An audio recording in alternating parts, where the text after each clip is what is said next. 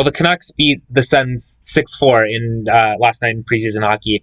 It was a fun game to watch. I watched it on the official Canucks YouTube channel was streaming it, and I've really missed hockey YouTube stream chats where I got to participate in many fantastic inside jokes, such as Tyler Myers being a Somalian warlord, and lots of requests to trade Jake Virtanen. Okay, so I started watching around this point. It's 1-0 Ottawa in the first period off a goal by Bobby Ryan. And, well, at this point, two Ottawa Senators who will almost certainly not be playing for the team at any point during the regular season, Jordan Swartz, not Schwartz, but Swartz, SZWARZ, and Scott Sabrin both decide they're going to pile drive Oscar Fantenberg into the end boards. And I kind of wonder how this actually happens, that two people on the same team decide they're going to converge on this one guy, and at no point do either of them stop to go, hey, wait a second, this is maybe a little bit redundant, what we're doing here. Scott Sabrin is the guy who, you've seen this clip where Austin Matthews tries to look at the back of his jersey to figure out who he is. That is also my feelings towards Scott Sabrin, and they both take him into the end. I'm not sure which of them actually got penalized for this. I think it was Sabrin, or maybe it was the other guy, I don't know. But the Canucks get a 5-minute power play, and we know what happens on 5-minute power plays. The Vegas Golden Knights found that out in Game 7.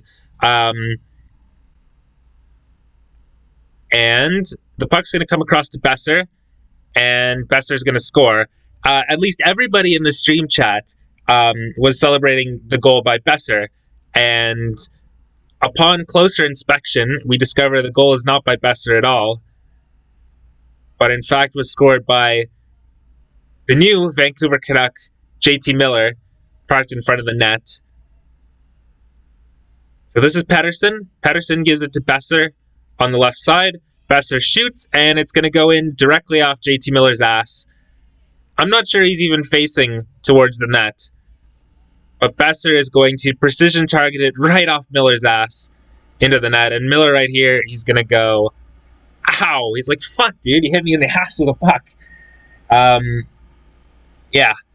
JT Miller. By the way, Tampa Bay signed Point the other day, Braden Point, to something like 6.5. I don't know how Tampa keeps doing this. They trade JT Miller, they get a first-round pick for him, and they get space to sign Point to what seems to me like a very reasonable contract. This trade could turn out okay for Vancouver too, but it seems like extremely, disproportionately risky, because even though the first is protected, if you remember the Duchesne trade at all, protected firsts don't necessarily safeguard you from giving the other team a lottery pick.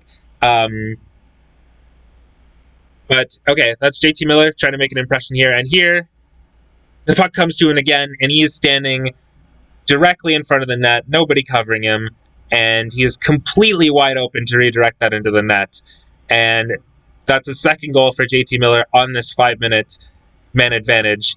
And it's 2 goals, but these are the sorts of goals that I scored when I was playing hockey. Is pucks go in off my ass, I get the puck standing directly with a completely empty net in front of me. But there you go. 2 goals by JT Miller. Nice redirection, but somebody should really be covering him.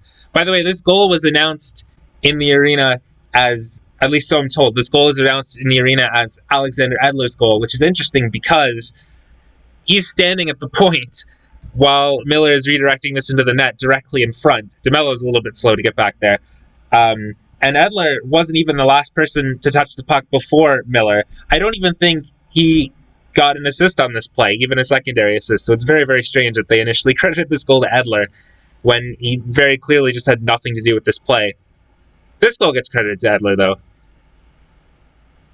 And around this point, I think I clicked off of the stream because, well, I showed up, and in about the space of about 8 minutes, the Canucks scored 3 goals. It got interesting later on. Ottawa was pressing hard with the net empty. 2 goals down, though. They had some chances. Shots at this point in the game were 15-4. Ottawa actually ended up with 40-plus shots. But Markstrom held it down. Canucks won the game. But those are the 2 goals by JT Miller. Right place, right time, that sort of thing. Canucks win.